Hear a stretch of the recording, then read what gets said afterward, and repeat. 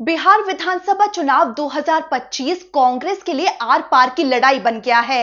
ये सिर्फ एक चुनाव नहीं बल्कि कांग्रेस के लिए खुद को फिर से जिंदा करने का मौका भी है और एक बड़ी चुनौती भी। इसी के साथ सवाल है, क्या महागठबंधन में चल रही खींचतान खत्म होगी या महागठबंधन ही चुनाव से पहले खत्म हो जाएगा। दरअसल इस बार कांग्रेस पूरी ताकत के साथ मैदान में है। चुनाव अभी कुछ महीने दूर है, लेकिन पार्टी की तैयारियां जोरों पर हैं। दशकों से बिहार की राजनीति में कांग्रेस आरजेडी के कंधे पर सवार होकर चल रही थी, लेकिन इस बार तस्वीर कुछ और ही है। कांग्रेस अब पीछे नहीं रहना चाहती, अब वो फ्रंट फुट पर खेलने की तैयारी में है। बिहार में कांग्रेस के नए प्रभारी कृष्णा अल्लावरो के आने के बाद संगठन में हलचल तेज हुई है।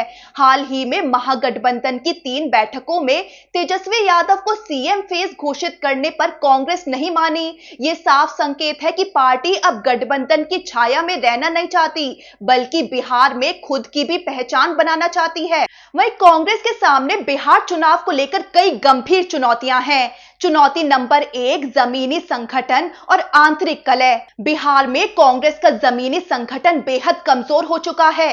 जमीनी स्तर पर कांग्रेस की पकड़ कमजोर हो गई है।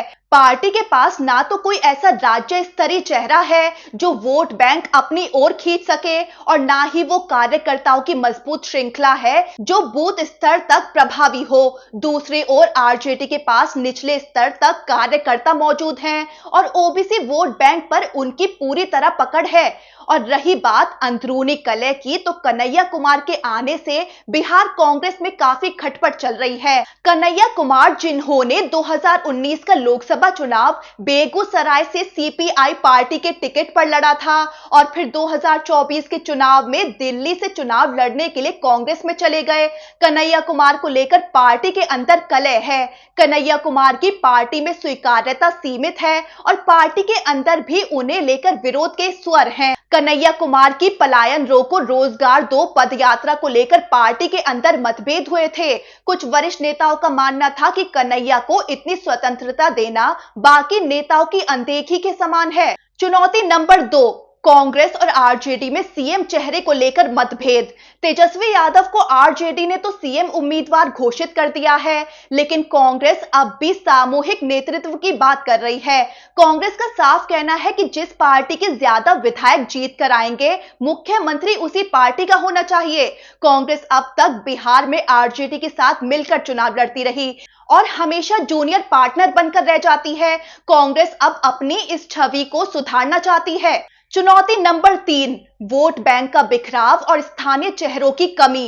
कभी मुस्लिम दलित यादव समीकरण कांग्रेस की ताकत हुआ करता था, लेकिन अब मुस्लिम यादव वोट आरजेडी के खाते में जा चुके हैं और दलित वोट कई टुकड़ों में बंट गए हैं। दलितों में अलग अलग जातियों का झुकाव अन्य दलों की ओर हो गया है।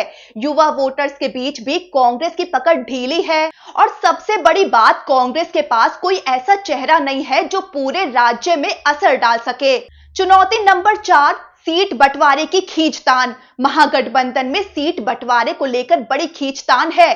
2020 के चुनाव में कांग्रेस ने 70 सीटों पर चुनाव लड़ा था और सिर्फ 19 सीटें जीती थी। स्ट्राइक रेट महज 27% रहा था। अगर 2015 के चुनाव की बात करें तो कांग्रेस ने आरजेडी और जेडीयू के साथ गठबंधन में 41 सीटों पर उम्मीदवार उतारे थे और 27 सीटें जीती थी, जो कि 1995 के बाद उसका सबसे बेहतर प्रदर्शन था। लेकिन पिछला प्रदर्शन ही कांग्रेस के लिए मुश्किल बन गया है। कांग्रेस के लिए इस बार ज्यादा सीटें मांगना आसान नहीं है और कांग्रेस के तेवर से लगता है कि अगर कांग्रेस की बात मानी नहीं गई तो ये गठबंधन में दरार का कारण बन सकता है। अगर गठबंधन में सहमति नहीं बनी तो या तो कांग्रेस को कमजोर सीटों पर ही मनाया जाएगा या फिर गठबंधन टूट जाएगा। जैसे हाल ही में दिल्ली में हुए चुनाव में कांग्रेस ने सीटों को लेकर ही आम आदमी पार्टी से गठबंधन तोड़ दिया था। और चुनौती नंबर 5 है नई पार्टियों की एंट्री। पप्पू यादव की सक्रियता, ओवैसी की एआईएमआईएम का सीमित लेकिन निर्णायक असर और छोटे दलों का वोट काटने वाला फैक्टर, ये सब कांग्रेस के लिए परेशानी खड़ी कर सकते हैं। ये छोटे दल खास तौर पर उन सीटों पर कांग्रेस के प्रदर्शन को प्रभावित कर सकते हैं जहां पार्टी थोड़ा मजबूत दिख रही है। अब देखना होगा क्या 2025 कांग्रेस के लिए बिहार में कमबैक का साल साबित होगा। और सवाल सिर्फ कांग्रेस की वापसी का नहीं है, सवाल ये भी है कि क्या 2025 के चुनाव से पहले महागठबंधन बिखर जाएगा या फिर तमाम मतभेदों के बावजूद आरजेडी और कांग्रेस एकजुट होकर एनडीए के खिलाफ खड़े रहेंगे।